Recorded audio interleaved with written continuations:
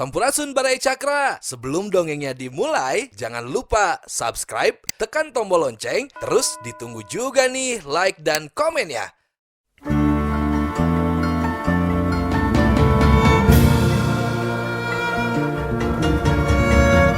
Baraya Cakra, parantos waktosna 80,5 FM Radio Cakra, midangkeun dongeng Sunda Dora-Dori. Simkuring sapara kanca ngahaturkeun wilujeng ngadangukeun.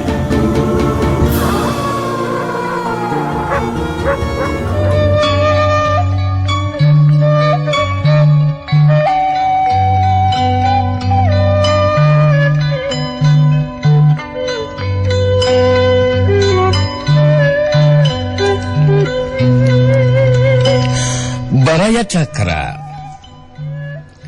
Lamun seg ngagugu nafsu mah pamurtala teh hayang terus ngabeledig ngudag bah jagur. Moal sudah rasaning ati lamun tacan bisa malas ka anu geus mateni kanu jadi muridna. Tapi ras deui ka jalma anu tadi deuk ditandasana. Pamurtala teu talaangke gidi gue muru ka tempat dituju.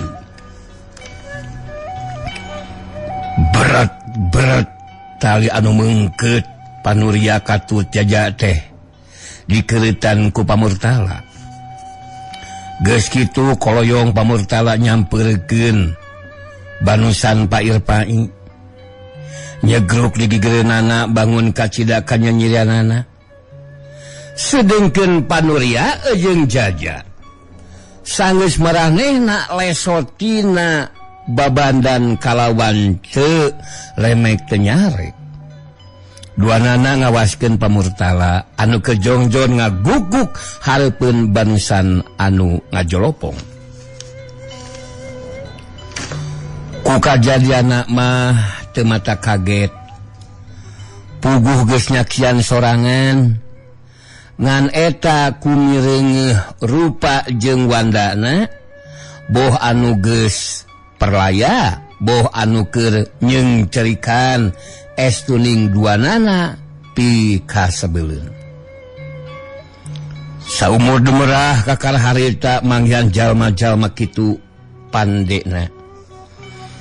Tapi sanajan sakitu pi kagigiseunana da geus sidik atuh yen ieu jalma teh anu nulungan maranehanana. Panuria jeung jaja teh talangke cing kuniang harudang nyampeurkeun ka pamurtala. Geek duanana dariuk nyang hareupan banusana Pak Irpai. Duanana cing hararuk bari dibarengan ku ngecelakeun cimata. Komo jaja masasat anu geus kahutangan nyawa sareata mun surya teu ditarajang ku Pak Irpai geus tangtu nyawa manehanana geus moal bisa katulungan deui. Beheungna digorok ku Pesobalati anu harita geus manco hareupeunana. Baraya Cakra teu dihurang teu diheuyeub atawa teu dihurang teu dikeuyeub, teu bisa diukur ku luhurna ilmu, teu beunang dipaparah ku jemarna pangabisa, ari hatena keur kaentepan ku kasedih sarta kanalangsaan anu pohara. Teu burung we temus kana riuk beungeut anu diebrehkeun ku ngecelakna si mata. Saperti kaayana pamurtala tekalis ku dibabarah ku panuria saimah-imah dililipur teu serikeun ku salembur ngupah ngape sangkan paler ngabeberah sangkan gerah. Tapi pamurtala tetep nguyung ngieling Pak Irpai anu geus sah tilunya. Anu jadi pikiran teh eta maotna keur aya di lemur batur, turug-turug keur dibawa pisan ku manehanana. nyaeta neangan Wijana anakna Gumilar anu memang geus jadi mitra dalitna. Waktu ti heula eta Gumilar arinit ka Miramare kalawan dibarengan ku Pamajid pikeun nyusul Nyi Arum. Barang oge jol datang teh serikna ibur di kontrakan teh. Puguh kabeh oge babakuna kolot-kolot anu pada ngalaman sarta nyaksian keur waktu baheula Gumilar aya di Miramare. Tacan ngarasa poho saeutik oge. Karena naon-naon anu geus dilakukeun ku Gumilar harita. Paingan cek paribasa hutang emas dapat dibayar, hutang budi dibawa mati. Tetela nyata pisan geuningan baraya. Sakitu geus aya puluhan taunna. Budi Gumilar anu kungsi dipelak di Miramare. Nepi ka ayeuna natrat taya laas-laasna. Teu gugur kusung terungkad ku mangsa teh sanyana.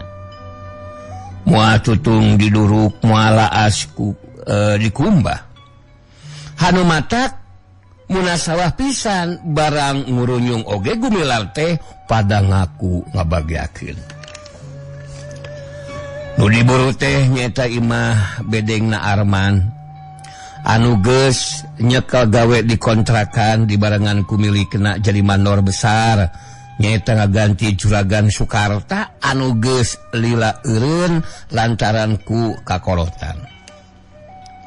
Dalah diraksa katut Maimot atawa paraksa katut Maimot oge geus lila ngecageun pagaweanana. Tapi tacan aya anu niat mulang kalamur. Ongko disamat deui ku Arman lantaran rek balik ka Cikelet oge sasataya tuturkeun.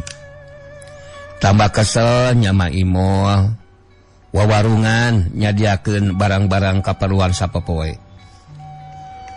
Beja Gumilar datang di Miramare teh tembus ka Pair Pai anu mangkukna di Cikoneng belenyang we atuh manehna ka kandang besi ngabejaan Pamurtala atuh Pamurtala mah tekung selila duanana nguruyung mangihan Gumilar ka Miramare. Nyadina papanggihan di harita Pamurtala katut Pair Pai alias si bongkok nyahun yen Wijana ngaleungit diculik ku Bah Jagur anu pikeun Pamurtala mah jadi kahudang deui kacecebna ka Bah Jagur teh. Anu antukna manehna bebeja ka Gumilar yen rek maluruh ka ujung kulon salian tingarasa cua ku kalakuan Bah Jagur anu memang jadi musuh manehanana oge Pamurtala hayang nembongkeun kabelaanana ka Gumilar anu geus dianggap mitrana dunya akhirat. Tekung silila ti harita Pamurtala kalawan dibaturan ku si bongkok. Murid tunggalna geus ngabelecet ninggalkeun pameungpeuk. Hatena geus gilig dekat cug-cug ka ujung kulon reka corak ka patempatana Bah Jagur pikeun maluruh Wijana. Saperti anu geus dicaritakeun ti heula.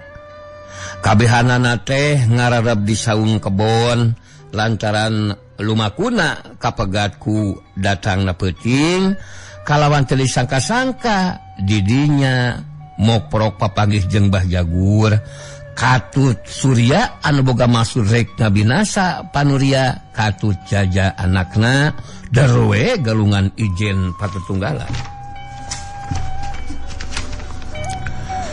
Ngan anu jadi hanyakal harita si bongkok kakenaan ku apes diri manehna ngalakon bobor karahayuan ngajampana bugang jadi korban bedog seorai. Ongkoh mun ngingetkeun kana pastina memang geus diguratkeun ti ajalina. Geus teu kudu heran, teu kudu helok. Mana kitu oge ti patieunana si bongkok teh geus dipastikeun ku pangeran didinya tepatna sarta dilantarankeun ku leungeun Bah Jagur.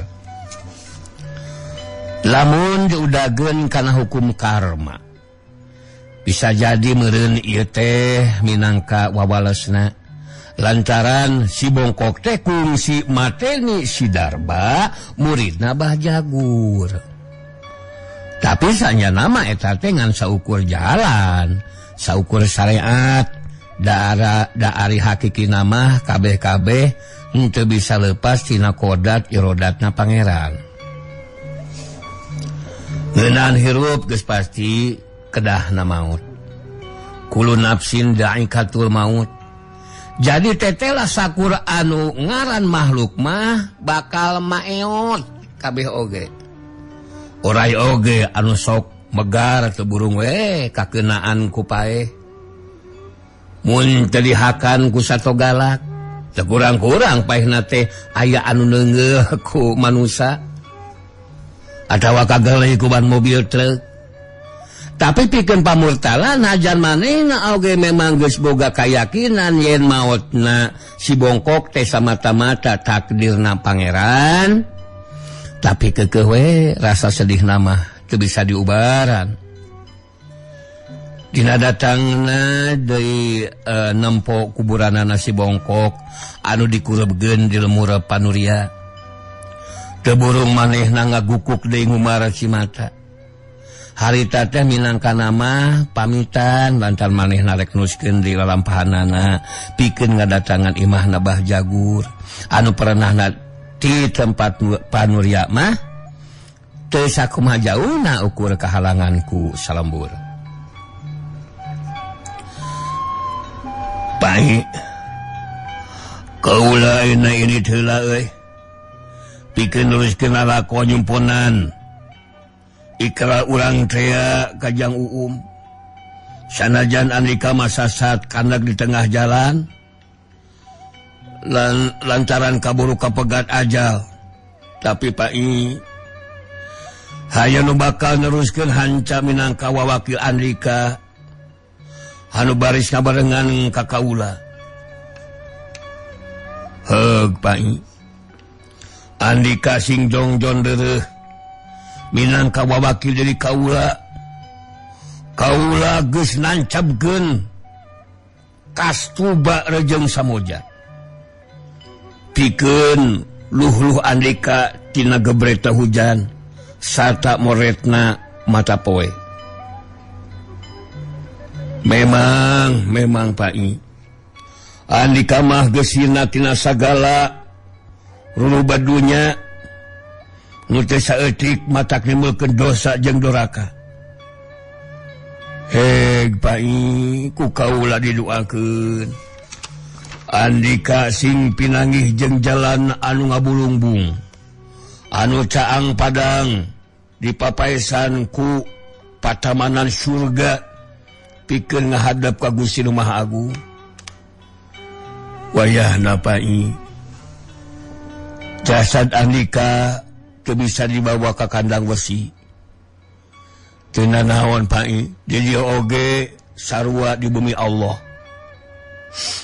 Heug atuh pai.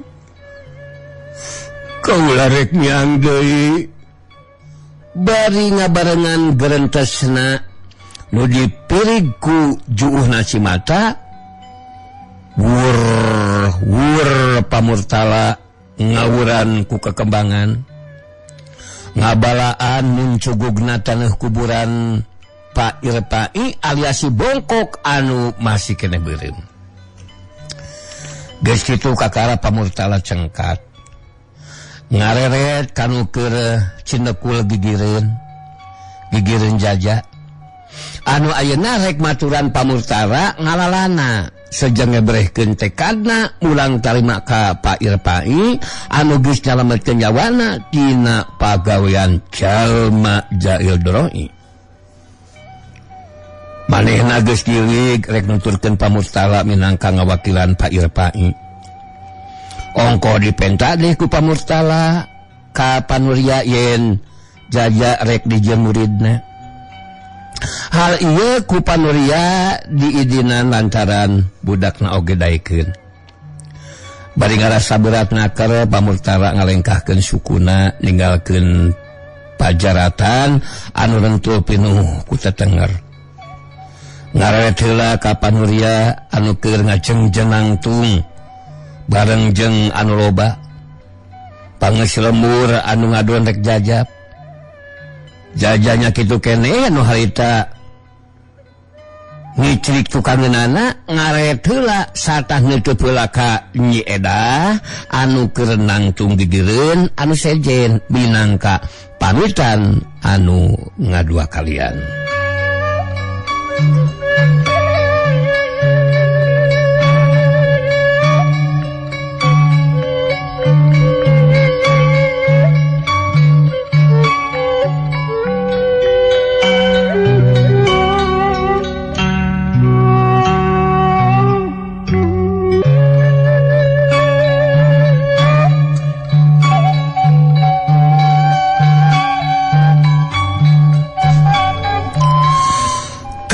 Tengah warkeun ucap sakecap koloyong we pamurtala bari diiringkeun ku Jaja mapai jalan jajahan anu ngaburungbung dianteur ku panentepna urang lembur anu teu kurang-kurang pada tingaling seureut carindakna ku Cimata. Pamurtala teh ku Panuria katut batur-batur salamurna geus dianggap hiji jalma anu teu kira-kira gede jasana. Nulungan Panuria katut anakna nyai tina bahaya maut anu rek dilakukeun ku Bah Jagur katut Surya anu dina perungna teh nepi ka ngorbankeun baturna anu ayeuna geus jadi pangisi kuburna di lemurna. Dua poe ti harita dua poe katiluna Pamurtala jeung Jaja geus ngurunyung deui kalawan teu hasil. Nu disungsi teu kapanggih ngan saukur manggihan tapakna. Ulah boro-boro jeung wijana Bah Jagur katut Surya oge teu katempo iring-iringan acan.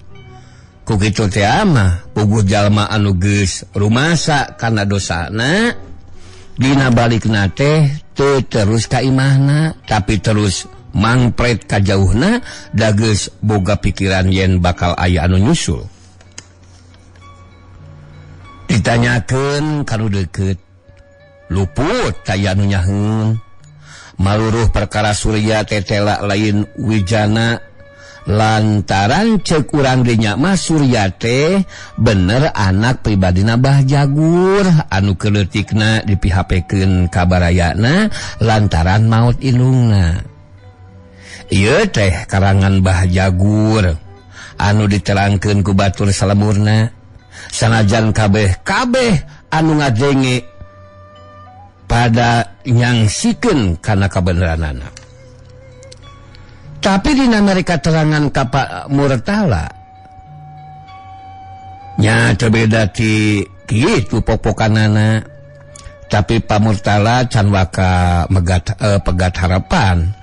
Manehna teu buru-buru mulang ngararab deui di Panuria anu saterusna mah meh saban poe pulang anting ngalang-langan ka imah Bah Jagur tapi tetep nu di intip-intip teu kapanggih nu dipapai teu kapendaklaratanana.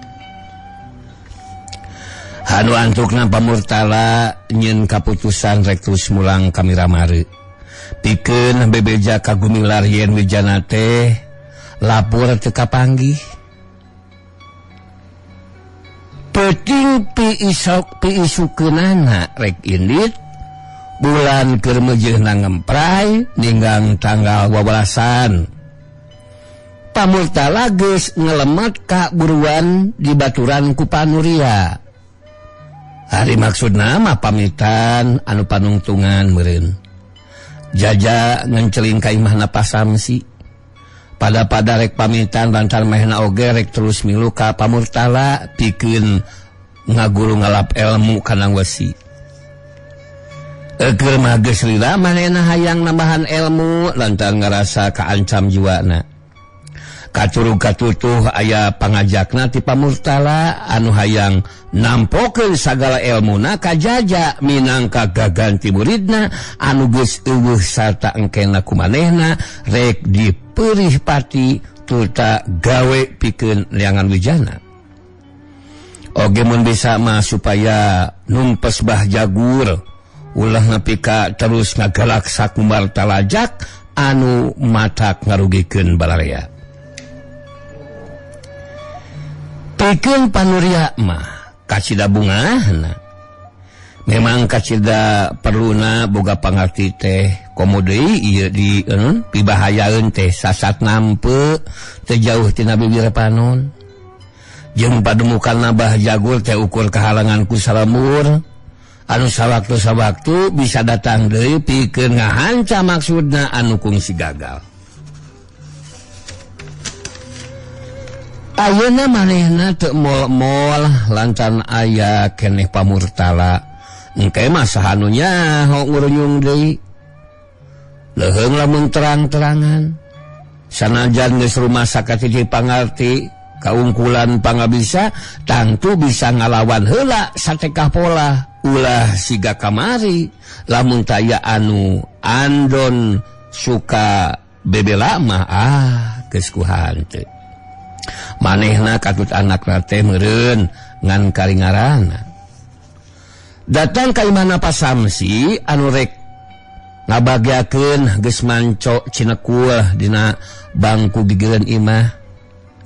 Nyi Edah geus surti yen jungjungan peuting eta teh rek datang.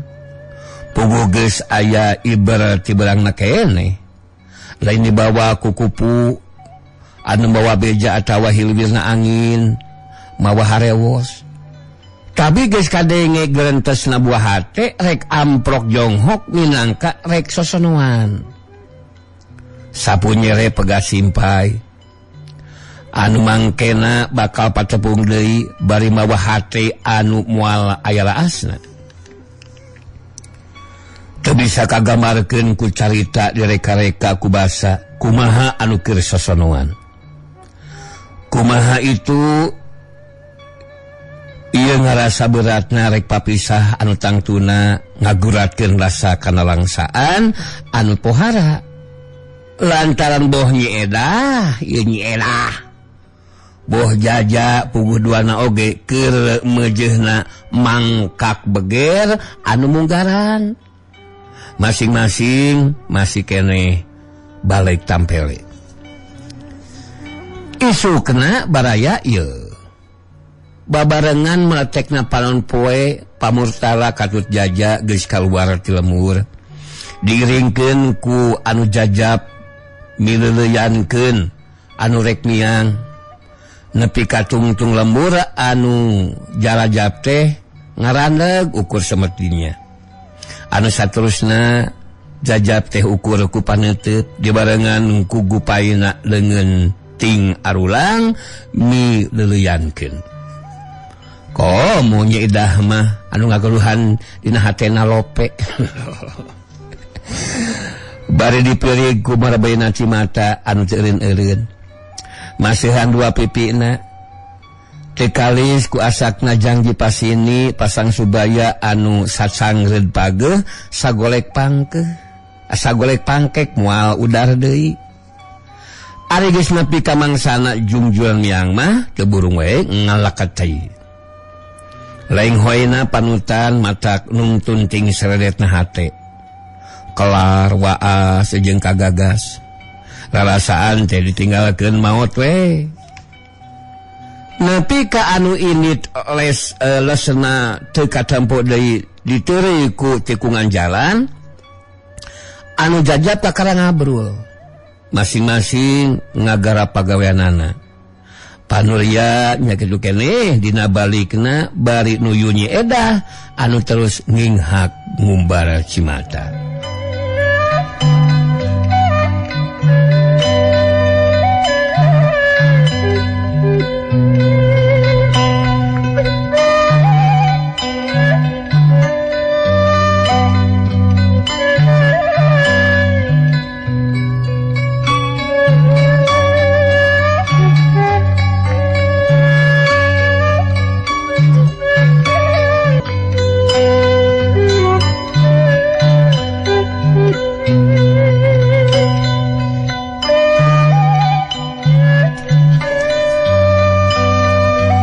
Prasamsi katut bojona ngagendeng atawa ngarendeng gigireunana bari taya anu lemek taya anu nyarek dalah anu sejenna oge jempling taya anu nyuara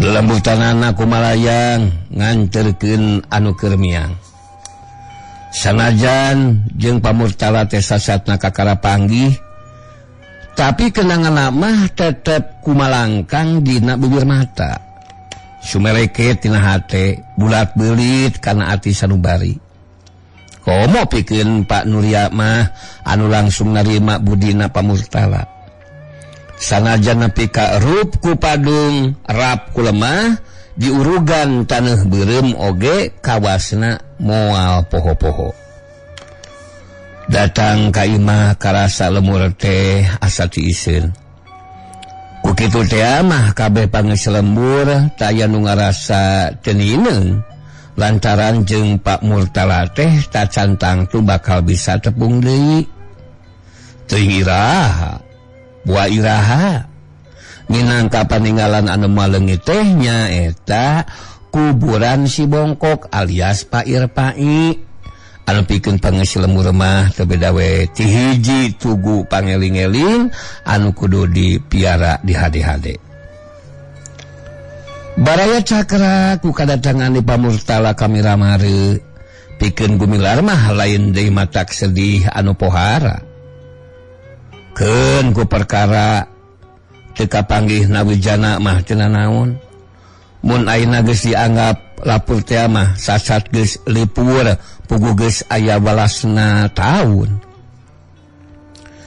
ngan eta ari rasku Pak Irpai kudu dinyana teu disangka nu tadi maksud teh rek nembongkeun ngabela kamanehanana akhir-akhir berdina sorangan anu ngalaman jadi korban nepi ka hanteuna pisan mikirkeun kana kabelaan Pamurtala katut Pak Irpai antukna gumilar jadi rusras mulangkeun ingetan ka mangsa-mangsa katukang waktu baheula mimiti tepungna kapan sasat make jalan ributan anu meh manehna kalebah pati tapi akhirna teu burung jadi baraya anu dina nembongkeun kabelana teh teu alang kumapalang dalah jeung pamajid oge mimiti nama sakitu nyatruna kungsi ngalakon rebut hirup begaran pati tapi ayeuna lain bae geus jadi guruna tapi geus dianggap kolotna pribadi jadi pamuntangan dina sakalina manggih kalalepat komo sakali sanggeus teu ayana aki sidik mah nya ka pamajid pisan maehna geusan muntang ngumahakeun waktu rek papisah deui jeung Pamurtala lantaran dek mulang ka kandang besi bari mawa jaja geus bisa ditahan-tahan deui ka sedih sarta kana langsaan tembus kaluar anu diebrehkeun ku merbaina si panon maseuhan dua pipina gumilar sumegruk nyuuh kana lahunan Pamurtala geus poho dikakolotan sarta kalalakian pang-pangna mah kasuat kaseuit rusras ka aki sidik sasat anu jadi sukang lantaran pangna manehna uruket dalit jeung Pamurtala teh apan anu ngantengkeun tali minitran teh sarta babarayaan nya aki sidik pisan nepi ka ayeuna moal aya pegatna yang mah kitu we jang Uum pilih ayana naon mah watoskeun we bapa ka kandang besi nya perkalis anu parantos-parantos mah tos we tong teuing janten emutan jang Uum sadayana anu tumibatos janten karsana Gusti anu Maha Kawasa nya Pamurtala oge nyalitana bari teu kendat karagarageun cimata rek ngalengkakeun suku teh kasida beratna lantaran hate sumoreang wegah rek ninggalkeun gumilar Gumilar ternyarita naon-naon berat rek ngucapkeunana lantaran dina ti corona asa aya anu ngagenok ngahalangan. Waktu pamortala geus ngalengkahkeun sukuna manehna ngan ukur bisa marangan ku teteupna anu rambisak pinuh cimata. Baraya Cakra anu salawasna Satya Manco di acara dongeng Sunda Doradori ti 80,5 FM Radio Cakra nyerelekna poe teu karasa. Dihitung-hitung geus leuwih ti sabulan gumilar ayana di panganjangan. Waktu nu sakitu lilana teh henteungan wungkul ulukutek di bedengna Arman. Tapi teu cicing teu serikna unggal poe buar biur ngelayang manggihan para mitra baheula. Kaditu kadieu henteu nyorangan dibarengan ku Pak Majid anu sailana gumilar nyemah di bedengna Arman. Pak Majid oge terus we milu ngotok ngobo di dinya. Ongkoh Pak Majid teh ayeuna mah geus jadi guruna Arman. Ieu sababna pangna Arman bisa cekal gawe jadi manor besar. Eta teh minangka pamulang tarima ti tuan kawasa lantaran Arman geus bisa numpes kariwuhan di kontrakna. Hasil guguruna ti Pak Majid teh teu mubah. Geus hasil bisa digunakeun numpes jalma-jalma jarahat anu ngadon ngariweuhkeun di daerah kontrak Miramari. Anu keur waktu tadi mah Arman teh teu mantra-mantra acan bakal cekel gawe di kontrakan. Datangna ka Miramari ti Cikele teh ngan sakadar nganjang ka paraksa. Amprok jeung Pak Majid. Tina asalna ngadongeng ngebrehkeun ka sono jadi kataji hayang guguru ngasakeun pangartina.